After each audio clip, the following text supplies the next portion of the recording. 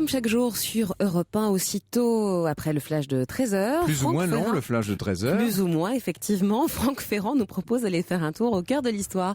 Bonjour, cher Franck. Bonjour Julia, bonjour à tous. Aujourd'hui, il était très long, mais on peut espérer que demain, il le sera un peu moins. On verra. À bon entendeur. Alors, c'est une des stars de l'histoire des France. Un de nos 3 hommes d'État les plus connus, avec Napoléon et le général de Gaulle. Louis XIV, que les historiens du 19e siècle ont surnommé le roi soleil. Et que ses contemporains appelaient, plus justement sans doute, le grand roi, n'en finit pas d'attirer l'attention. Louis XIV, ce sont 72 années d'un règne de gloire et de misère, de petitesse et de grandeur, 7 décennies de pouvoir absolu, dont plus de 5 de règne personnel pour fasciner certes, mais surtout pour façonner tout un siècle, ce que Voltaire devait baptiser le siècle de Louis XIV, comme il y avait eu le siècle de Périclès et le siècle d'Auguste. Et pourtant, comme tous les personnages très connus, celui-ci possède aussi ses zones d'ombre. Oui, c'est logique. Quand on fait beaucoup parler de soi, on suscite forcément des contre-vérités. Alors sur Louis XIV circule un certain nombre d'idées fausses, un grand nombre même, que notre ami Gonzague Saint-Brie a entrepris de rectifier. Il nous expliquera tout cela tout à l'heure. Mais avant ça, j'aimerais vous faire prendre conscience qu'en vérité, ce grand règne n'est qu'une succession de petits.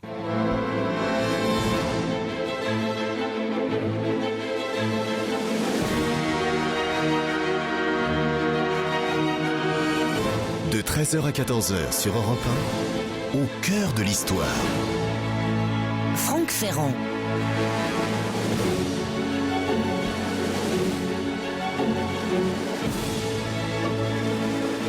À sa naissance, Louis XIV était attendu comme le Messie. Louis Dieudonné venait au monde après près de 23 années d'une union stérile entre ses parents. Or, Louis XIII meurt peu après, au printemps 1643, ce qui fait que son fils aîné règne à 5 ans. Or, il ne mourra que le 1er septembre 1715, à quelques jours de son 77e anniversaire. Dans quelques instants, en compagnie de Christian Bouillet, nous allons du reste revenir et nous attarder sur les premières années du jeune roi. Ainsi, Louis XIV a régné jeune et vécu vieux, ce qui explique ce long règne d'une durée record de 72 ans. C'est quand même plus que l'empereur d'Autriche, François-Joseph, 68 ans de règne, et bien plus que la reine Victoria, 63 ans et demi. Encore faut-il préciser d'emblée que Louis XIV n'a pris en main les rênes de l'État qu'à l'âge de 22 ans et demi. Je ne sais si je dois mettre au nombre de mes erreurs de n'avoir pris d'abord à moi-même la conduite de mon État. J'ai tâché, si c'en est une, de la bien réparer par les suites, et je puis hardiment vous assurer, mon fils, que ce ne fut jamais un effet ni de négligence, ni de mollesse. Ainsi parle-t-il lui-même à son fils dans les mémoires qu'il a dictés à son secrétaire, Toussaint Rose. Nous sommes alors en 1661, c'est-à-dire au commencement du règne personnel, peu de temps après cette prise de pouvoir dont Rossellini a fait un film. En vérité, le règne personnel du roi dure donc 54 ans, mais ce ne sont pas 54 ans homogènes et uniformes. Laissez-moi, si vous voulez, en guise de préambule, vous dire à quelle métamorphose le souverain a connu pendant tout ce règne. Vous savez, les Grecs de l'Antiquité avaient recours, pour résumer le destin des peuples victorieux, ils avaient recours à la trilogie Choros, Hubris, Athée, c'est-à-dire satiété, démesure, désastre. Eh bien, je crois qu'on peut dire que cette trilogie vaut pour Louis XIV. Tout d'abord, de la mort de Mazarin en 1661 à la mort de la reine Marie-Thérèse en 1683, il y a ce que j'appellerais les années de gloire. Efficacement secondé par Colbert, le jeune monarque imprime sa marque au royaume et sa volonté à l'Europe. Tout lui réussit. Il assoit l'autorité royale, développe la justice, remporte des victoires à l'extérieur et de nombreuses victoires. Il enrichit la France, il inaugure des manufactures, il fonde des académies. C'est l'âge flamboyant et baroque du reste, des parades et des triomphes, des fêtes et des amours. La Vallière, Montespan, toute une ribambelle d'enfants naturels qu'il fait légitimer sont, si je puis dire, les à côté galants et sulfureux d'un règne brillant. Mais avec en plus cette richesse terrienne, cette puissance démographique et militaire, ce rayonnement artistique et littéraire qui sont le propre de la France. N'oublions pas qu'à cette époque écrivaient quand même en même temps Corneille, Racine, La Fontaine, Perrault, La Bruyère, que Molière amusait la cour et Lully la faisait danser. Ce fut la satiété antichambre de la démesure. Car au début des années 1680, tout cela bascule. Le roi a maintenant la quarantaine, il se rigidifie dans la pose du monarque absolu, il est veuf et réépouse en secret la très pieuse Madame de Maintenon qui, relayée par Louvois, fait prendre conscience au roi de ses péchés et va l'entraîner sur la voie d'une politique dévote, intransigeante, qui prend pour bouc émissaire les protestants d'abord et puis les jansénistes. La monarchie de droit divin qui maintenant est dotée d'une administration lourde, tatillonne, met les provinces en coupe réglée. Elle affronte des coalitions européennes de moins en moins impressionnées par une force militaire, il est vrai, en déclin. Il faut dire qu'on n'a plus ni les Condés, ni les Turenne, etc. Une cour à l'étiquette rigide tourne le dos à Paris, se fixe, j'ai envie de dire se fige définitivement à Versailles. Le ciel se couvre, une sourde colère anime le peuple. Et vient la troisième période, celle du désastre grec, celle du tournant du siècle, quand le grand roi vieillissant, il a maintenant dépassé la soixantaine, accepte en 1701 la couronne d'Espagne pour un de ses petits-fils et doit faire face à l'extérieur aux misères de la guerre, à l'intérieur à la disette des grands hivers, et puis à toutes sortes de complots de palais, à la maladie, à la mort de ses proches, à commencer par celle de ses héritiers successifs. Si l'on en croit la belle-sœur du vieux monarque, la princesse Palatine, la cour de Versailles, ou plutôt celle de Marly, car le roi passe maintenant le plus clair de son temps dans cette royale maison de retraite, la cour est devenue un tripot sans âme, où des ambitieux sans idéal s'agitent dans un climat affairiste et délétère. Voilà la fin obscure du règne de Louis XIV, si différente à tout point de vue de ses débuts qui avaient été tellement solaires. Vous comprenez maintenant que lorsqu'on évoque Louis XIV, ce sont en fonction de la période du règne à laquelle on se réfère, ce sont des réalités bien différentes qui se font jour. L'histoire sur Europe 1, c'est avec Franck Ferrand.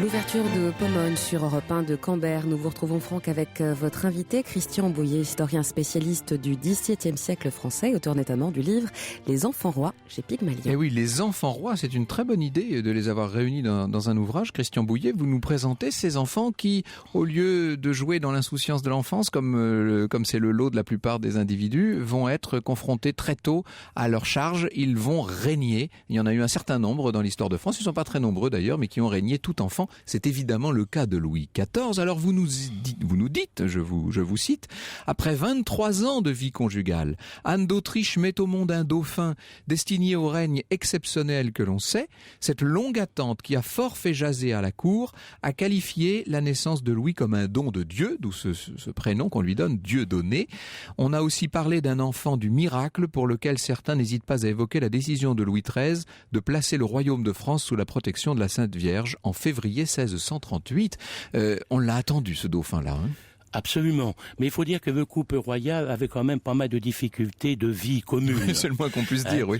Étant donné que Louis XIII était un personnage un peu lugubre, un peu particulier, que Anne d'une d'Autriche, grande austérité, en tout cas. D'une très très grande austérité. Et ils ont été mariés en 1615, ils avaient 14 ans. Le mariage, on a prétendu qu'il avait été consommé, il n'a pas été. Il avait été en 1619, et c'est Luynes qui était le favori, qui vivait avec celle qui deviendra la duchesse de Chevreuse. Et ils ont forcé le roi et la reine tout de même à avoir une première relation sexuelle. Alors, si vous voulez, on ne va pas revenir sur toutes les années de cette relation difficile, tumultueuse, éloignée entre Louis XIII et Anne d'Autriche, avec aussi toutes les suppositions qu'on a pu faire sur une paternité, paraît-il, douteuse de Louis XIV. Personnellement, j'y crois pas trop, mais enfin bon, vous non plus. Oui.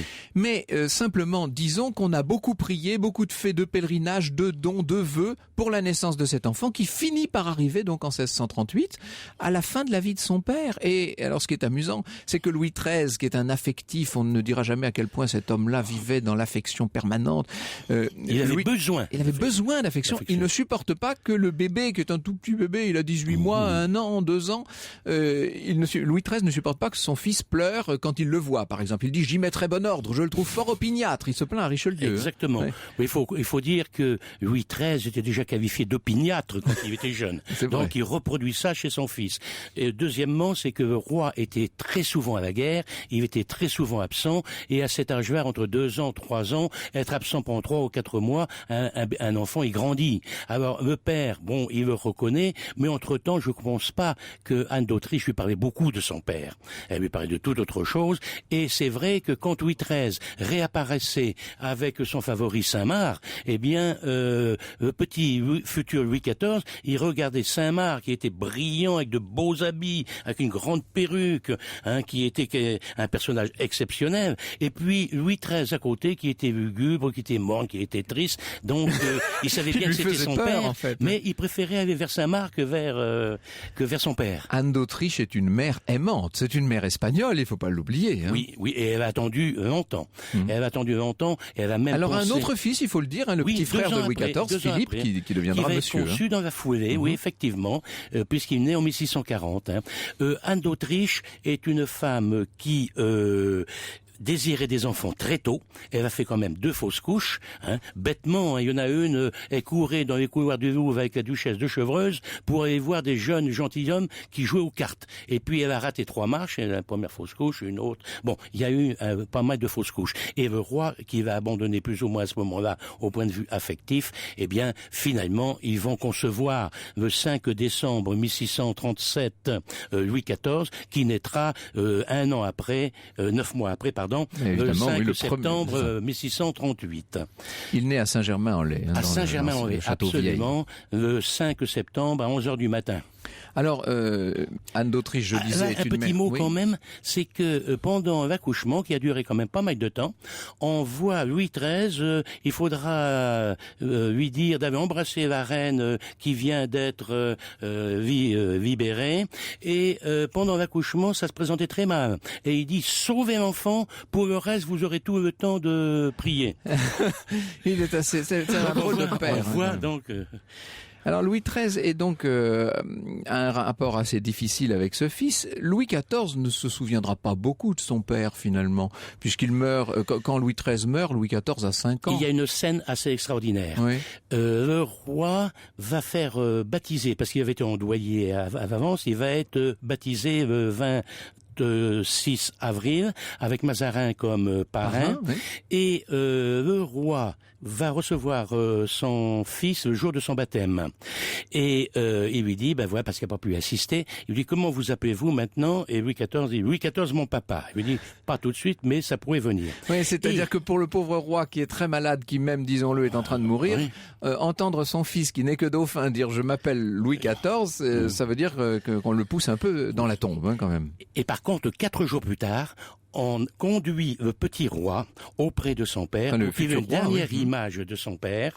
Il y a le valet de chambre qui est là, il y a la gouvernante, et le roi est là, mourant, la bouche ouverte, et Louis XIV le regarde, il ressort, et on lui dit, est-ce que vous garderez un bon souvenir de votre père? Il dit oui, et voudriez-vous être roi tout de suite? Et Louis XIV dit, non, je ne veux pas, je préférais me jeter tout de suite dans les fossés du château. Et ce qui veut dire qu'il a très bien compris ce qu'on veut lui dire. Il a très bien compris. Il avait 4 ans et demi, mais il avait très bien compris. Alors il va être élevé par des précepteurs, comme il convient à un prince qui va devenir bientôt roi. Et lorsqu'il est roi, alors on lui apprend à à former ses lettres. Nous connaissons tous évidemment les pages d'écriture de Louis XIV, qui sont des documents célèbres de l'histoire de France. Avec Debaix qui était celui qui s'occupait d'écriture, et il y avait d'autres professeurs, d'autres maîtres. Le métier de roi est bon et délicieux, etc. Voilà, donc on lui apprend ça, on lui apprend de nombreuses langues, on lui apprend le latin. Contrairement à une légende qui a été très tôt répandue par Saint-Simon notamment, Louis XIV a bénéficié d'une bonne éducation. Il ne faudrait pas croire qu'il a été éduqué hâtivement, comme on l'a dit. Oui, il a eu une bonne éducation, bon, à partir de l'âge de 7 ans, parce qu'avant il était avec les femmes, après ce qu'on appelle l'âge de raison à partir de 7 ans. Il a eu un gouverneur qui était un bon gouverneur, vive le roi. Il a eu un précepteur de Péréfixe qui était un bon précepteur. Pardon, un Péréfixe de Beaumont qui était donc... Et il a eu pas mal de maîtres pour des disciplines particulières, et donc il a eu un bon enseignement, sauf que il était le roi. Et tout petit, depuis l'âge de 4 ans et demi, on le faisait venir pour un tédéum, pour recevoir les ambassadeurs, pour recevoir les membres du Parlement. Il était toujours présent à ces choses-là et on faisait son éducation comme ça. Aussi, quand il fallait le mettre devant des pages avec une plume, là, ça l'embêtait un petit peu. Et il a eu une bonne éducation, sauf que il n'aura pas quand même un Bossuet comme son fils ou un Fénelon comme ses 3 petits-fils. Oui. Même si père et fils, et puis l'autre également... Père et fils, c'est le nom de son précepteur. De son précepteur, oui. Et puis il y aura un deuxième précepteur à partir de 1652, de Vaillé. Tous deux vont être de bons précepteurs, mais il faut reconnaître que le roi n'était pas très courageux là-dessus. Parce que il baignait dans une atmosphère où il était en représentation continuelle. On lui expliquait ce qu'il fallait faire. Autrement dit, les potentialités humaines qu'il va développer toute sa vie, il les a non pas acquises en travaillant avec des précepteurs, il les a acquises en représentation continuellement, puis avec Mazarin, avec sa mère, avec tout le personnel qui était autour de lui, et c'est là que il est devenu, il a acquis le tempérament que l'on connaît à Louis XIV. Il faut dire, et vous le montrez très bien, que le contexte de cette enfance n'est pas facile du tout, parce que pendant qu'il devient peu à peu, qu'il acquiert l'âge de raison, qu'il comprend, qu'il assiste au conseil, qu'il suit l'exemple de son parrain Mazarin, qui va essayer de lui apprendre la politique et qui d'ailleurs va lui communiquer une part de ce génie politique que l'on connaît dans l'Europe entière. Pendant tout ce temps, peu à peu, la situation se dégrade et l'on voit s'installer une véritable révolution, ce qu'on appelle la fronde. On devrait dire d'ailleurs les frondes, parce qu'il y en a plusieurs. Il y en a 2, oui. Ouais. La fronde parlementaire et la fronde des princes. Grands, oui. Alors, il faut dire qu'il y a eu cette belle régence où...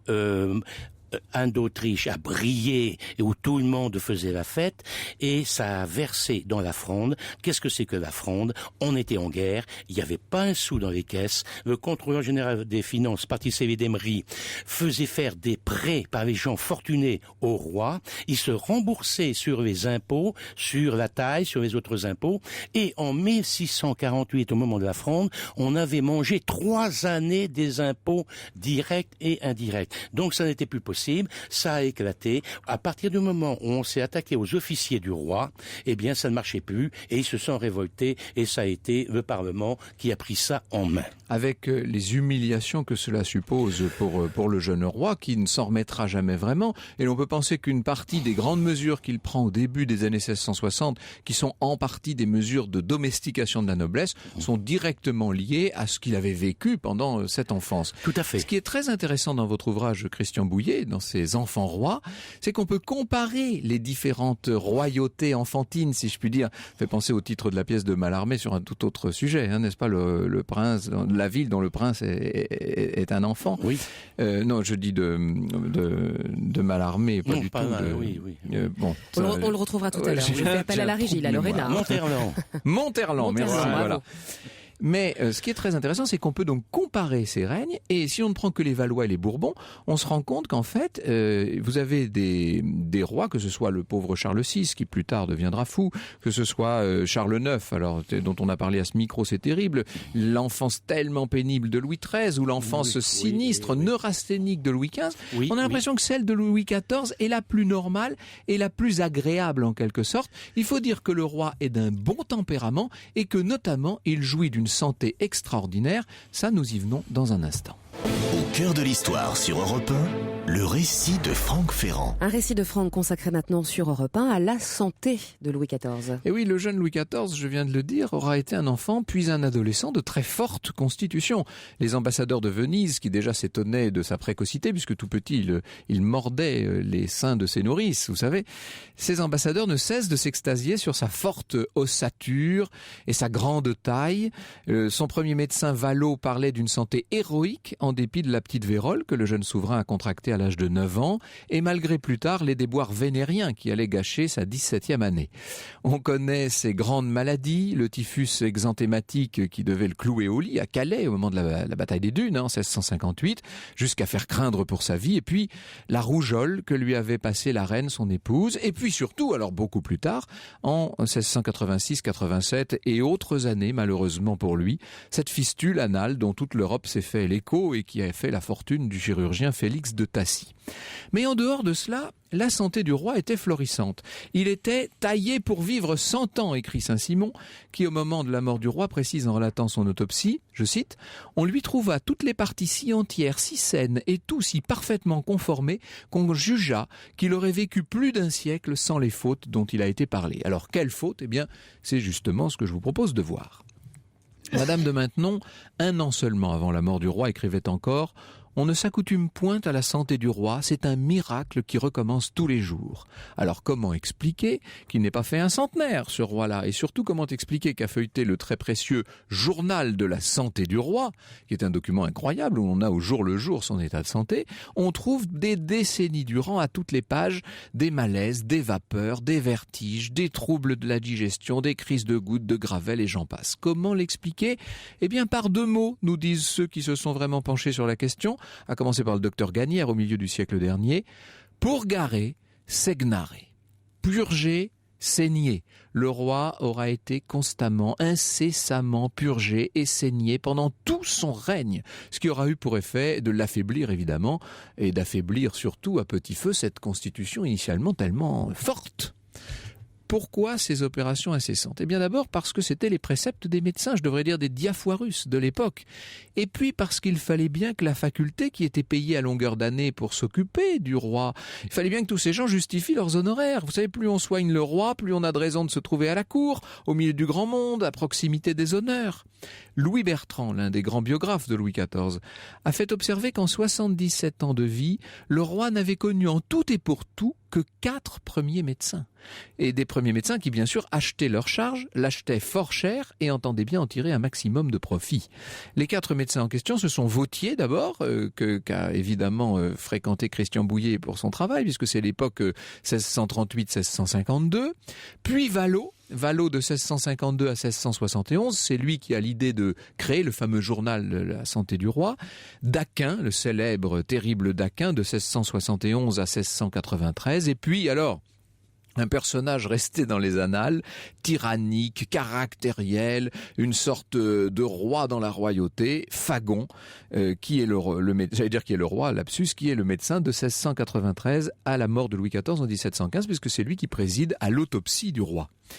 Daquin est le médecin important, si je puis dire, puisque c'est celui qui va devoir affronter les 2 plus grosses alarmes auxquelles est donnée lieu la santé de Louis XIV, hormis la gangrène qui devait l'emporter à la toute fin, sa célèbre fistule, donc en 1686-87, mais aussi et surtout, car en fait les problèmes de santé du roi viennent de là, au départ, ces problèmes dentaires qui commencent en 1676.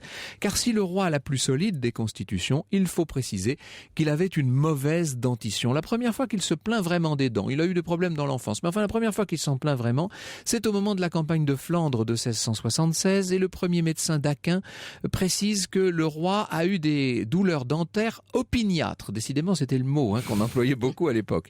Et Daquin avoue qu'il n'arrive pas à soigner ses douleurs. À l'époque, on utilisait de l'essence de girofle, mais l'essence de girofle ne fait rien sur le roi. Alors, on essaie l'essence de thym. Le problème de l'essence de thym, c'est que c'est un anesthésiant puissant, mais que ça colle immédiatement des maux d'estomac et des envies de vomir. Et donc le roi se met à vomir, enfin, etc.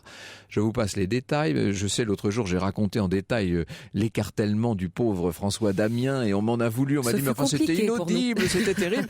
Alors attention, parce que là, ce qui arrive n'est pas très reluisant non plus, mais je vais essayer d'être très soft aujourd'hui pour ne choquer personne.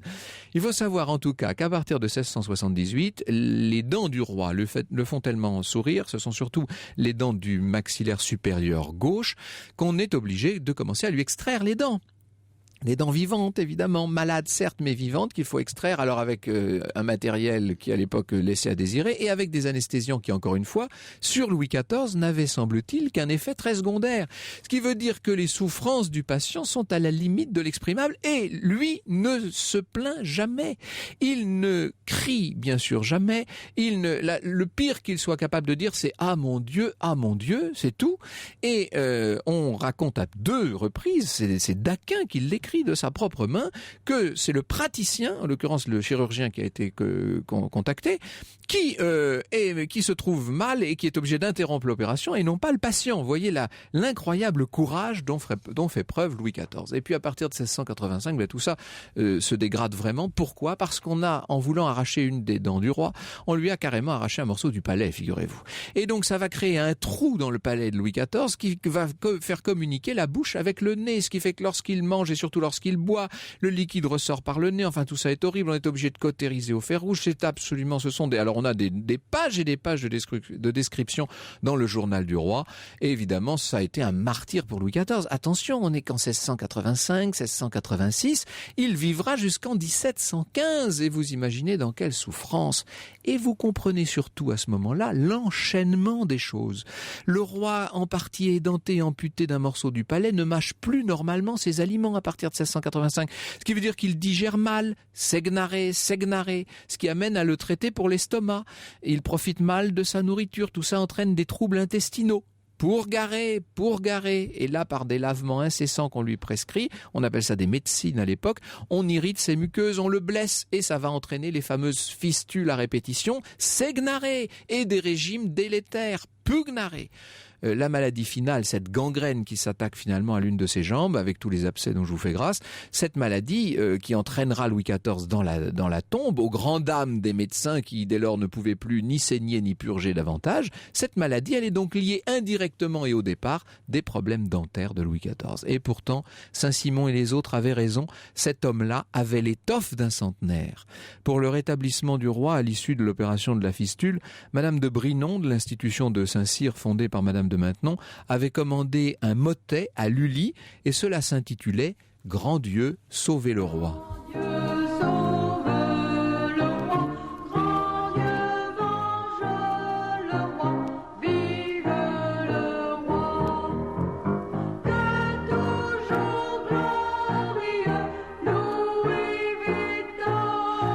Notre roi soleil à nous est arrivé dans ce studio. Bonjour Gonzague Saint-Brice. Bonjour. Avec vous dans un instant, nous allons revenir sur ce motet et sur l'étrange destin qui en a fait l'hymne national britannique. Franck Ferrand sur Europe 1, au cœur de l'histoire. Et avec vos invités Franck sur Europe 1, l'historien Christian Bouillet. Vous l'avez présenté avant la pause. Gonzague Saint-Brice est avec nous. Il est écrivain, journaliste, historien et auteur de Louis XIV et le Grand Siècle chez Télémaque, qui clôture cette trilogie royale. Et oui, puisqu'il nous avait parlé déjà de François Ier, puis d'Henri IV. Et là, voilà Louis XIV. On peut dire que ce sont les 3 grands rois de la fin de l'Ancien Régime. Bonjour Gonzague. Donc on s'est dit bonjour à l'instant. On vient d'entendre ce motet qui au départ est destiné à célébrer la santé recouvrée de Louis XIV. Comment est-ce qu'il a traversé la Manche pour devenir l'hymne de la reine d'Angleterre ? Ah oui, parce que vous avez très bien dit que 1886 a été l'année de la fistule. 1686. Et Louis XIV souffre d'une fistule anale depuis le 5 février. Il reste assis sur un coussin, il peut même plus travailler. Et le 17 novembre, de retour de Fontainebleau, il a décidé de mettre un terme à cette situation. Ça devient nuisible même pour les affaires du royaume. Alors, pour l'image, oui, bien sûr. Il y a toujours ce problème de l'image chez Louis XIV. Il est en représentation permanente, évidemment. Donc il décide de se faire opérer. Il convoque ses chirurgiens, Antoine Daquin, Charles-Félix de Tassy, dont vous avez parlé. L'intervention a lieu le lendemain 18 novembre à 8h du matin et dans la chambre du souverain, en présence de son premier médecin Daquin, du ministre Louvois et de Madame de Maintenon. Elle est réalisée sans anesthésie, et là on voit le courage du roi. Félix de Tassy conçoit pour l'occasion un instrument spécial, un bistouri qu'on appelle recourbé à la royale, qu'il introduit le long de la fistule à l'aide d'un écarteur. Heureusement, je ne voulais pas donner de détails trop... J'essaye d'être à votre hauteur. Alors le roi fait ce commentaire. Faites autant d'incisions qu'il faudra, dit le roi à ses chirurgiens, mais tâchez de ne pas avoir à y revenir 2 fois. Et l'opération a réussi. À 9h, le roi, qui fait preuve d'un courage remarquable, est sur pied. Figurez-vous que l'après-midi, il monte à cheval, que le soir, il préside son conseil, et là, il va faire quelque chose qu'il n'a fait qu'une fois dans sa vie. Il décide de prendre un bain. Un bain. C'est pas une fois, mais enfin très rarement, c'était oui, très rarement. Parce que là-bas, à la cour, on se méfie beaucoup de l'eau depuis qu'on a créé le microscope et qu'on a vu tout ce qu'il y avait dans l'eau. Et alors, Madame de Brinon, qui est la supérieure de l'école des Demoiselles de Saint-Cyr, écrit un poème, « Grand Dieu sauve le roi », comme vous l'avez dit tout à l'heure, et puis on demande à Lully de le mettre en musique. Et c'est ce motet merveilleux, qui plaît pas trop à Louis XIV, mais quelque temps plus tard, en 1714, Handel, Georges Friedrich Handel, de passage à Versailles, est émerveillé en écoutant ce motet. Il arrive de l'Est, il va traverser la Manche, et pendant qu'il traverse la Manche, il s'empare de ce motet, si bien que quand il arrive en Angleterre, où il y a son patron... Il n'y avait pas Internet à l'époque, c'était pratique finalement. Voilà, exactement, il ne pouvait pas être surveillé. Son patron, c'est Georges Ier d'Angleterre, donc il arrive et il joue ça au roi d'Angleterre, qui lui dit « Mais c'est très bien, mais comment ça s'appelle ?» Ah ben ça s'appelle « God Save the King !» Et ça deviendra, comme vous l'avez dit, d'ailleurs la ressemblance est hallucinante. Oui, c'est la même God musique. Save the Queen, l'hymne national anglais. Alors vous avez, Gonzague, consacré à Louis XIV un ouvrage comme d'habitude, c'est-à-dire très personnel, avec énormément de notations, de précisions. Vous nous faites de temps en temps des allers-retours, vous expliquez les choses et vous revenez sur un certain nombre d'idées fausses. J'ai dit par exemple que Louis XIV avait une santé florissante. Ce qu'on ne dit pas souvent, c'est qu'il était plutôt grand en vérité. Alors voyez-vous, c'est très extraordinaire parce que on nous montre Louis XIV, c'est un petit mec d'1,60 m, dressé sur ses talons rouges, qui regarde les gens avec mépris. Et en fait, d'où vient l'erreur sur sa taille ? Car en vérité, et c'est prouvé, et par les gens de l'époque, c'est-à-dire la Palatine, c'est-à-dire Saint-Simon, c'est-à-dire l'ambassadeur de Venise, car vous avez raison, chaque fois qu'on veut savoir quelque chose, ce sont les ambassadeurs de Venise qui sont de véritables espions. Louis XIV mesurait 1,84 m. Et alors ça, il faut absolument aller au lieu de l'erreur et de l'interprétation. Vous allez à Paris, aux Invalides, vous demandez la salle royale et vous allez vous trouver devant l'origine de l'erreur sur la taille salle des armures, Louis XIV, oui. Qui est l'armure offerte par la République de Venise, qui est une armure de parade et qui mesure effectivement 1,65 m. À côté de cette armure, vous avez la vraie armure de François Ier à cheval. On sait que François Ier mesurait 1,98 m. On sait aussi qu'il est resté à cheval pendant la bataille de Marignan, dont je ne me souviens pas très bien de la date, pendant 28 heures à cheval. Donc Louis XIV était grand. Il y a des témoignages au moment de son mariage à Saint-Jean-de-Luz. Les gens le voient de loin, qui dépassent l'Assemblée. Il suffit de voir alors 1,84 m, ça paraît grand évidemment, mais il suffit de voir les tableaux de l'époque, on voit bien que le roi domine généralement l'assistance, il y a un très grand nombre, il suffit de se promener d'ailleurs dans les galeries de Versailles pour s'en rendre compte. Alors en plus, déjà il est très grand, mais en plus c'est vrai qu'il est d'autant plus grand qu'il a ces énormes perruques parce qu'il avait perdu ses cheveux très jeune. Voilà. J'ai parlé tout à l'heure de cette typhoïde terrible qui... perd ses cheveux à l'âge de 19 ans. Exactement. D'abord on lui met une perruque à fenêtre parce qu'il a encore quelques petits cheveux. Et puis après, on passe au salon des perruques qui est à côté de sa chambre parce que il doit avoir perruque pour la messe, perruque pour la chasse. Et les perruques de chasse sont beaucoup plus courtes, évidemment. Les grandes perruques de cérémonie que l'on voit généralement sur les tableaux, évidemment, sont ces espèces d'énormes perruques qui sont des monceaux de cheveux, littéralement, qui montent très très haut au-dessus du crâne. C'est son frère, d'ailleurs, qui va mettre ça à la mode, parce que son frère, en revanche, Philippe, lui, était relativement petit. Donc, il avait besoin de hauts talons et de grandes perruques. Par ailleurs, vous nous dites, on le présente toujours comme quelqu'un de suffisant, etc. Ce que vous nous montrez et que savent les habitués des mémoires de Sourges, de Dangeau, etc., c'est qu'il était d'une politesse exquise et d'une très grande humilité en public. C'est pas du tout un personnage qui en impose. Au contraire, il en impose par son charisme, mais pas du tout par son comportement. Et tout à l'heure, vous avez merveilleusement parlé de sa formation. C'est quelqu'un qui s'est fait c'est assez curieux de dire ça, mais ce roi Louis XIV est un self-made man. Il s'est fait tout seul. Il s'est fait en regardant les autres, en imitant ceux qui étaient les mieux. Et d'ailleurs, il y a un truc formidable, c'est que Saint-Simon, quand il le voit à l'hôtel de Beauvais, dit cet homme, s'il n'eût pas été roi, il serait resté dans l'histoire à cause de sa splendeur physique et du fracas de ses amours. En soi-même, il était quelqu'un.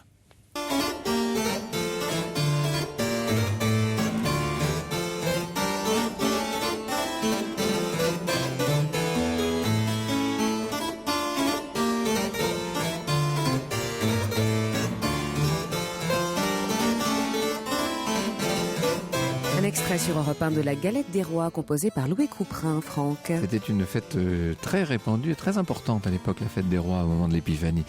Alors, on vient d'entendre ces quelques notes, ce joli morceau de clavecin. Il faut dire que le roi adorait la musique d'abord, il vivait en musique, il y avait des musiciens constamment partout où il se déplaçait, et surtout, il jouait lui-même d'un instrument assez inattendu, Gonzague. Oui, parce que effectivement, un jeune prince, on lui dit il faut jouer du luth.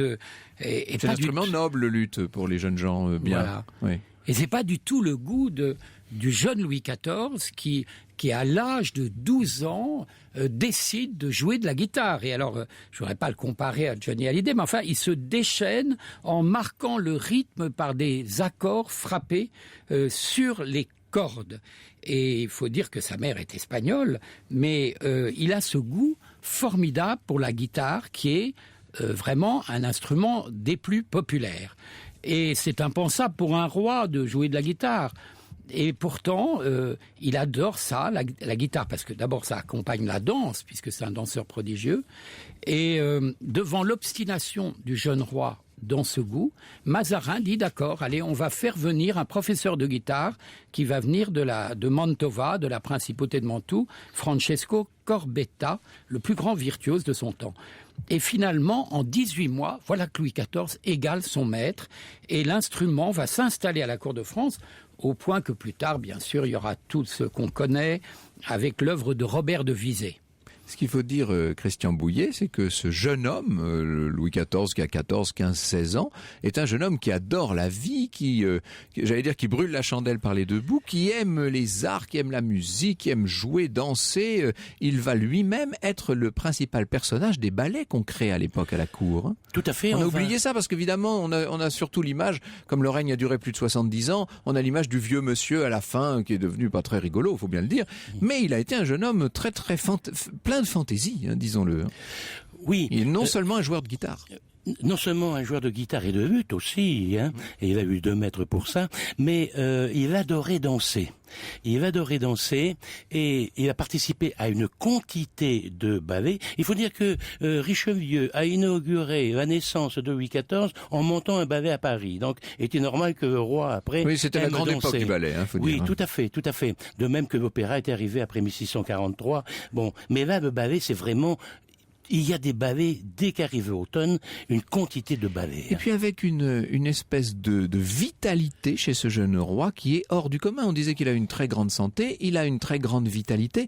C'est quelqu'un qui est pleinement de son temps, Louis XIV. Il ne faut pas l'oublier. Et surtout, ce qu'il y a de très frappant, c'est que Gonzague-Saint-Brice. c'est pas du tout un mégalo, c'est pas du tout un égomaniaque, c'est quelqu'un qui joue collectif. Et il J'aime joue, bien l'expression, il joue on la retiendra. collectif, il ne joue pas perso, il joue collectif avec ses ministres qui sont issus du peuple pour la plupart, mais aussi, comme vous le dites très bien, avec les artistes. Il va visiter Lebrun peignant la tente de Darius dans son atelier de Fontainebleau. Il s'entretient avec Ardouin-Mansart au chantier de Versailles. Il passe de longues heures aux côtés de Lenôtre dans les jardins. Qui est un ami, Lenôtre. Un ami. C'est un des rares amis que Louis XIV aura eu finalement, puisque quand on est roi de France, c'est très difficile d'avoir des amis, mais avec Lenôtre, il parlait quasiment sur un pied d'égalité et ils se confiaient l'un à l'autre des choses étonnantes. Absolument. Et quand J'en parle d'autant plus que Lenôtre va être grandement célébré l'année prochaine, puisqu'on va célébrer son tricentenaire en 2013. Absolument. Et alors aussi, ce qui est merveilleux, bien sûr, il assiste aux répétitions des premiers opéras de lui, et puis il observe Lalande composant ses motets, et puis il aime à éprouver lui-même l'acoustique de la Nouvelle Chapelle. Alors le règne de Louis XIV est également bien sûr au cœur de votre ouvrage. Vous nous racontez un certain nombre de choses assez étonnantes et notamment vous suivez Colbert dans sa création des grandes manufactures. On est à l'époque du mercantilisme, hein. C'est-à-dire que le grand principe c'est d'aller copier partout en Europe ce qui se fait de mieux pour le faire en France et le vendre aux Français en fait, hein, pour éviter de faire sortir les devises tout simplement. Ça devrait nous inspirer à l'époque que nous vivons en ce moment d'ailleurs. Et vous savez ce qui est extraordinaire, c'est s'il y a tant de livres qui paraissent sur Louis XIV et le vôtre est magnifique.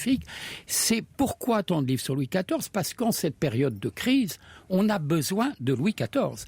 Et Louis XIV, effectivement, s'exaspère, comme le faisait Henri IV, que les dames de la cour aillent chercher le luxe à l'étranger. Donc il fait tout venir en France. Lui-même, ses jabots, il va les chercher à Venise, puisque ce sont des jabots de Burano. Aussi, ce qu'il va faire, il est capable de tout, c'est faire de l'espionnage industriel. Il va enlever les verriers de Venise, de Murano. En tout cas, les faire venir. Hein. Pour les faire venir, pour bâtir sa galerie des glaces. Et pour ça, il est obligé. Ce sera l'origine de Saint-Gobain, hein, ça quand même, il faut le dire. Hein. Tout à fait. Et la manufacture de Tour-la-Ville que Colbert va faire. Alors, il va leur donner, pour les faire venir, des salaires hallucinants. 2, il est obligé de leur offrir une protection militaire parce que la direction de Venise est sans pitié pour les traîtres. Et 3, il s'installe à Venise. D'ailleurs, tout Venise est à Versailles puisque après il y aura les gondoles. Et alors, ils vont, ces verriers de Venise qui ne vivent pas très longtemps puisque évidemment à cause des exhalaisons. Hein. Voilà. Donc, ils vont participer à cette construction de la Galerie des Glaces, qui est de l'espionnage industriel pur et dur, puisque après, Colbert va tout mettre à la manufacture de Tour-la-Ville. Alors, Colbert, c'est le grand ministre, évidemment, de cette première partie du règne dont je parlais au début de l'émission. C'est l'homme des manufactures, c'est l'homme du droit qui s'étend partout. Il y a également, vers le tournant du règne, et ça, ce sera plutôt l'apanage de Louvois du reste, la mise en place d'une véritable police. On essaie d'augmenter partout la sécurité, hein, disons-le, notamment à Paris, parce qu'il y avait du travail. Alors là, vous êtes tout à fait dans le monde contemporain d'aujourd'hui, parce que ce qu'il y a d'extraordinaire à Paris à l'époque, quand Louis XIV nomme un lieutenant de police, qui est Larénie, c'est que, en fait, les banlieues chaudes, elles sont dans la ville. Il y a des zones... La cour des miracles, hein, à l'époque. Hein. Les cours des miracles. Il y a des zones de non-droit dans Paris, où vraiment il n'y a pas de roi Louis XIV puisque c'est le roi des voleurs qui tient ça, et il y a plusieurs cours des miracles dont celle qui est au Halles. Et Larénie, avec un courage assez extraordinaire, donc sur l'ordre de Colbert, dit on va supprimer tout ça. Mais tout le monde a essayé de supprimer tout ça et personne n'y est parvenu. Et Larénie, il s'avance dans la cour des miracles. Attention, il a fait mettre d'abord des sentinelles dans toutes les alvéoles armées pour qu'on ait peur. Et il dit, les cours de miracles doivent disparaître. Demain à midi, ça doit être terminé. Et d'ailleurs, les 150 dernières personnes qu'on trouvera là iront aux galères. Et c'est comme ça que les zones de non-droit sont arrêtées dans Paris. Gonzague Saint-Brice, Louis XIV et le Grand Siècle, c'est aux éditions Télémac et c'est avec la passion habituelle de Gonzague, bien entendu. Merci d'être venu nous en parler avec autant de feu.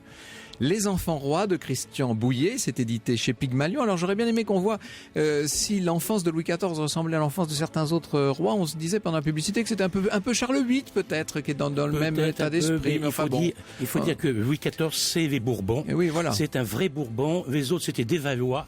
Hein, alors, Christian Bouillet, par ailleurs, Louis XIV et la famille royale. Alors là, c'est un ouvrage qui vient d'être publié, qui vient d'être réédité en tchèque, et avec le très beau portrait allégorique de Nocret sur la couverture. Et puis, je signale également au mémorable chez Perrin, dans une présentation de Jean-Christian Petit-Fils, la réédition des mémoires et écrits politiques de Louis XIV, car Louis XIV a dicté lui-même beaucoup de beaux textes.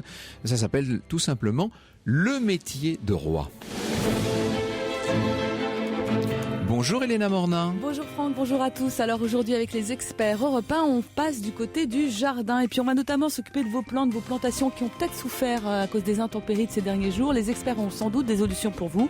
Puis ils ont aussi des conseils à vous donner pour tout ce qu'il faut faire dans son jardin ou dans sa jardinière, tiens, au mois de novembre. À tout de suite. Merci Elena. Nous nous retrouvons demain, Julien. À demain sur Europe 1, fidèle au poste. Sur Europe 1, fidèle au poste. Sur Europe 1, fidèle au poste. Sur Europe 1, fidèle au poste. Sur Europe 1, fidèle au poste. Sur Europe 1, fidèle au poste. poste. Un sur Europe 1 fidèle au poste. Un sur Europe 1 fidèle au poste. Un sur Europe 1 fidèle au poste. Un sur